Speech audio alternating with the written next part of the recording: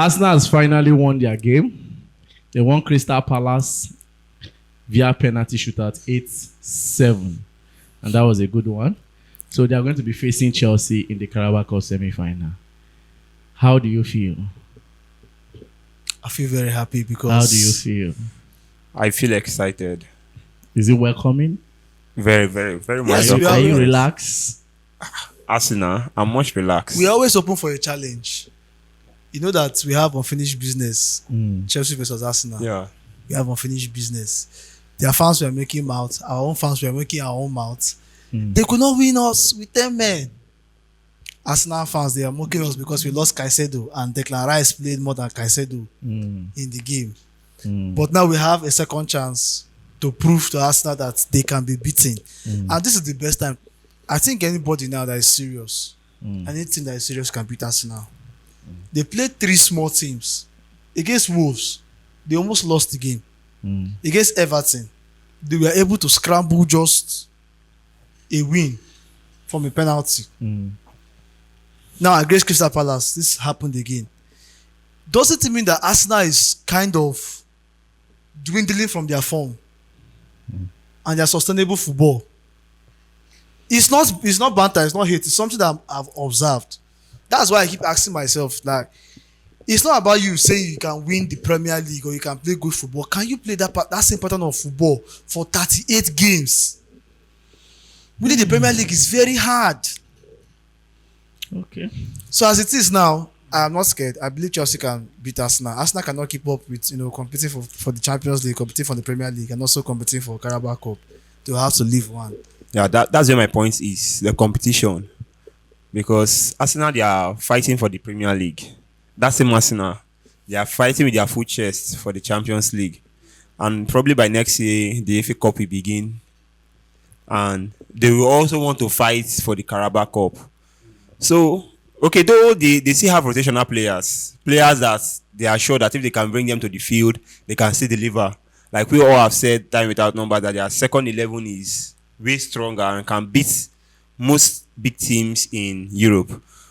But in all, my only issue for Chelsea facing Arsenal is that Maresca should not underrate the game. Don't look to the fact that Arteta will not want to play his first 11. Even though he does not want to play his complete first 11, does not mean you should not play your complete first 11. Bro, I bet you my future Arteta will play his first 11. You know how Maresca does it. For semi-final. When they say first 11, if he not start Saka, if he start Madueke, even if Arsenal they play Real Madrid the following week, as long as they play Chelsea for Carabao Cup semi-final, he go start in first 11. See, there are certain games that you just don't look at. But the truth is that it's Maresca going to start his own first 11. Yes. His major players. Yes. Against Arsenal. He did in the Carabao Cup. When we played Barcelona, that same weekend, did he not start his first 11? That's 2 different competitions. This is just like a minor domestic competition. Nah lie. For see, every trophy, okay, why we say when they win and they clap for them, okay, they record and say they win trophy. Bro, trophy is trophy. I'm speaking based on Maresca's way of rotation with the players. Because no surprise that if you see Gittins, they start. All right, let's push forward. Maresca was questioned today that Enzo Maresca was asked, would you swap Morgan Rogers for Kopama? And he answered, no, because I love Ko and Ko is my player. But between the both of you, will you swap Palmer for Morgan Rogers? Guys, see, these are the issues. There are so many issues. But who go ask another type of question? I don't understand because Palmer just go small injury, come back and they try to find the form. And now because Morgan Rogers now don't they ball 1 or 2 ballings. Because me and you know say to say Palmer day. Even the England squad way Morgan Rogers they make. If to say Palmer day active, Morgan Rogers for no smell am. So if you are saying currently now, if you are saying who is the better player between the both of them currently now, you can say Morgan Rogers. If you are asking me if I should swap Palmer for Morgan Rogers, never. I will never look down on my player because he's not doing well, because he just got an injury, he's trying to get back into form. I'll look down on the player. I will not. Palmer is better than Morgan Rogers. We all know. If he's out of form, let us be watching him and guiding him back till he plays into that form. So no. The answer is no. I think I should just look at this more analytically. Now, Rogers is a good player. When we want to talk about the creative prowess of these two players, I think Palmer is far ahead of him in terms of creativity. I don't think there's any argument for that. Rogers is good. He's a good finisher, and also likewise Palmer. You swap. How will I do such?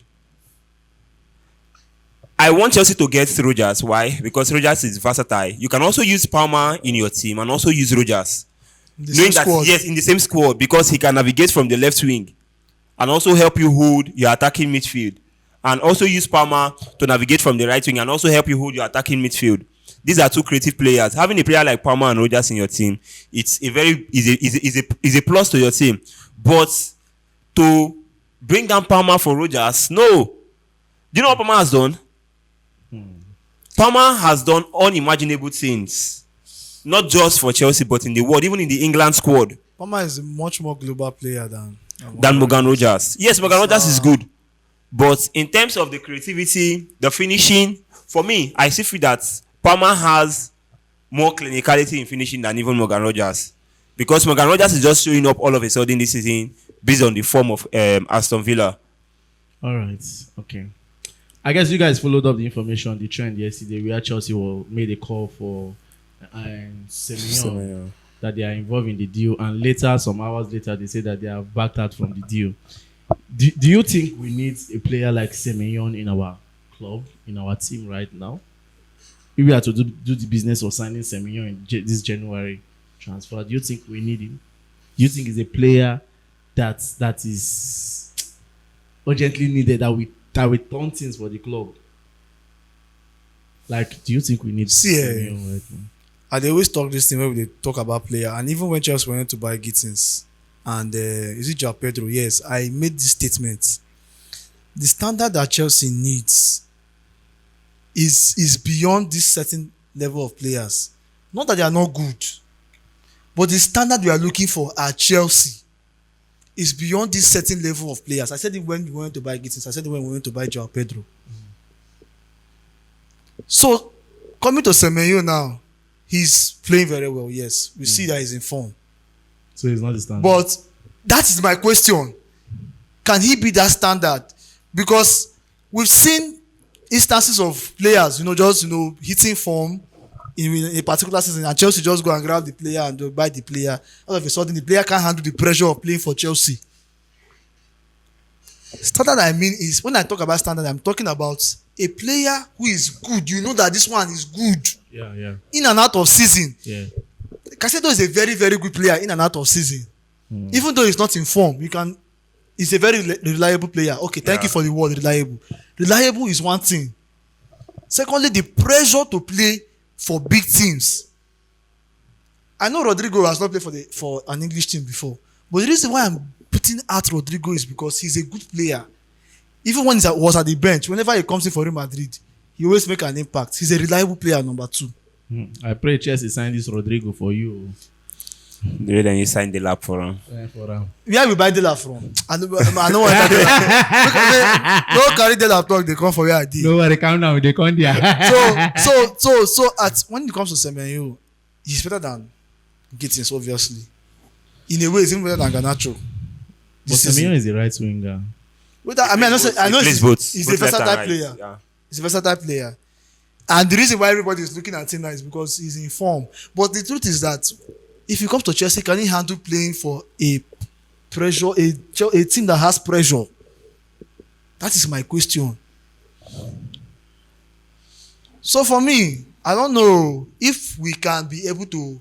I know that Chelsea is going to sign an attacking player. That was the understanding we had yesterday after they backed out from the Semenyo deal. Chelsea is looking for an attacking player too. Are we going to get a player that is better than Semenyo? I'll be happy. If we can get a player better than Semenyo, I'll be happy. But if we get any player that is below Semenyo, now where the problem go come dey. So, James, what was your take?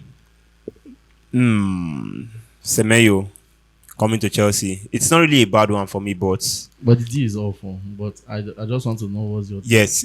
But when I saw the news at first, I was like, another trial and error. Now, this Semenyo of a guy, he did very well during the early part of the season. His first 5, 6, 7 games. That's when he had his best. I think before he scored against Manchester United, for like 6, 7 games, he had not had a goal for Bournemouth. So it's not as if there's anything too special about this player. That when he comes, he will do anything too special or too crazy. It's still a system of trial and error. But we've already seen that, at least looking at the pressure for the season, he has more influence than what we have currently, where we are lacking. And he's also versatile. He plays both left and he plays both right. Bringing him, I'm not against it. It's still a good one.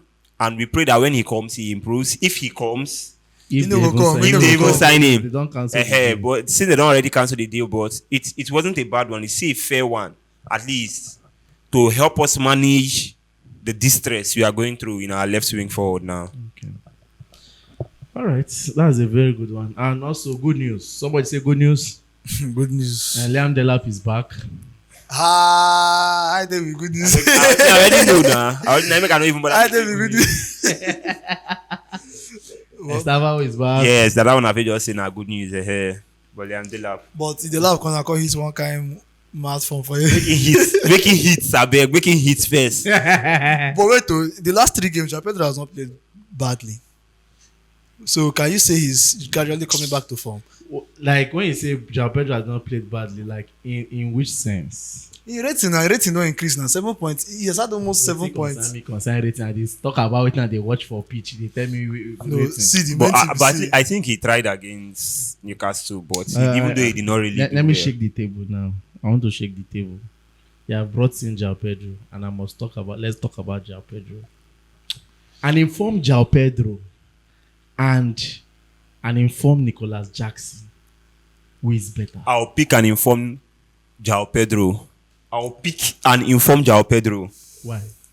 Clinicality. That's it. An informed Jackson will see the whisk go. That's just the answer to the question. Because if you want to know how an informed João Pedro looks like, go and watch him at Brighton. You know that you have a complete player. He's physical, he wins balls. Now, I don't know if it just happened to João Pedro as he got Chelsea. It they shock me. Let's take a glimpse at the Club World Cup. Like he was not bad at all at Brighton. Even though he was not their starting. Is it the goal? Yes. Or is it only the goal aspect that you're using to? not just the No, goal. he was a clinical player. He wins balls. He's physical. He knows how to carry the ball more. Carry the ball, yeah. He's a very good ball carrier. But I don't say when he come Chelsea, I think come Chelsea, everything just come off for him body. Just see as season starts. No doesn't come Chelsea because when he come Chelsea during the Club World Cup, see In the impact. Club World Cup, we saw that impact. Start go against Fluminense. Also for me, so I'll pick an informed João Pedro. An informed. Me, I'll pick an informed The João truth is that we know Pedro. that Jackson in form will still miss chances for him. Exactly. João Pedro, Is it only the goal side? What about some contribution in? that's what I'm saying. You say if you want to know how good João Pedro is when he's in form, watch out for Brighton because even that running, those runs where TC Jackson they make, João Pedro they make them. If they make them for Brighton. I know just nothing. This one, I don't go fit blame Chelsea scouts or whoever scouted João Pedro. I will not blame them because only you watching João Pedro at Brighton, you know that this guy is a baller. Even coming when he came to Chelsea, knew at the Club World Cup, we see the guy. He's a good Jesus. player. So you can't say owners don't go buy nonsense again. They don't go buy young player again. João Pedro was a very good player. Was a very good and he was Premier League proven. So it's just unfortunate that whatever we are seeing now is happening. But me, I believe say as time they go on, he go still pick his form back, play football for Chelsea. That's what He has to pick his form All because right, still in the spirit of striker, since we have started with João Pedro Jackson, still in the spirit of striker, looking at the set of striker they have brought into the Premier League so far, Gyökeres, João Pedro, Hugo Ekitike. Out of all, there's one I want to pick, but we'll still talk about others. Is Alexander Isak cost? Because he scored a goal and the goal pushed him to the hospital. and he's going to be out for almost throughout the season. throughout the season. If it's cost. It's just unfortunate. Is there anything like cost in football? No, there's no cost. It's just unfortunate, like to face this currently. But do you know how good Isak was last season? Isak was very, and you see, this is the same thing I'm saying. Pressure, playing for a big team. You're coming from a It's small not team. when you are to a saying, big do team. you know how good Isak was? He's not looking as if currently he's not good. Isak is still a good striker, but I think the Liverpool system. Oh, but no be system. You get anybody when they feed Isak for their. Tell me when they feed How many Isak. people they feed them now? For me, sef, I feel like Liverpool have more creative players than Newcastle. How many people? So he's cost now. I just saw like I said, there's an unfortunate event. Maybe next season he will kick off and he will play more better. But like I said, for a player to leave an average club or a small club to a big club, it's a big shoe. There are big shoes to fill. After all, Darwin Núñez, when he come, he was playing well for Benfica. As he come now, come Liverpool. Wetin happen? But guy, this one I say Premier League to Premier League. Oh. It doesn't matter, bro. If not like that, why would they compete off the lap? Not be Premier League to Premier League. See me, I don't believe in that. Isak is a good. He's just he's a good unfortunate that maybe striker. probably next season, I believe he will hit the ground running. What if he doesn't hit the ground running? I will talk with him. For me, I still just believe that it's the Liverpool system that is affecting him. Then why is it not affecting Hugo Ekitike? How? It's not affecting Ekitike now. You know, we just when he started the bang goes, just is it not like 3 games or 4 games, 4 pass games that he started scoring Do you back know to that back? Ekitike's impact is more felt Ekitike from when he entered Liverpool, Ekitike they score goals, bro. his impact I know is saying more they felt score. than Alexander Isak. I'm not arguing that, but for me, I just feel that the Liverpool system never yet enter Isak way. So he's not. If you say He's in terms not of cost. system, Isak is not a striker that has much pace. Liverpool plays with more of fast attacking, pacey football. Ekitike is that type of player. Exactly, honestly. yes. So that's why I just. For me, that's why I say that is the Liverpool system that is holding him down a bit. Do you think the lab need to change this JC number, the number 9 JC? I mean, I don't want me to change am. I want make that JC number dey make we comot this talk of cost every time. I want make him do well with that JC because it's a number. Somebody must wear it at Chelsea. Abi when we go retire the number, should we retire the less than that we have retired that number? I don't like this talk of JC number is a cost. Mention one striker that Chelsea signed that wore that number 9 that succeeded. Hasselbank, Jimmy Floyd Hasselbank, but that was far back in all this 2019, 90 something. But guy, how long? Torres was not that bad. If you are talking about Torres scored 45 goals in 100 something appearances for Chelsea. I don't think it was a bad record like that. But me, I want make this the lap. Make him wear this shirt number. Make him do well for Chelsea. Let us remove this talk of cost or no cost. If you are good, you are good. With the number, with or without that number. I feel the only thing I have to say here is that Delap is not ready. That's what I have to say. He's not ready. If he's ready, he's going to keep the ground running. The Delap is at Ipswich is very it's far different from the Delap we are seeing in Chelsea. All right, I guess that will be all for now. I'll do it to like, share, and subscribe. I remain your boy Peters. My name is Big Dave. And my name is Gifto.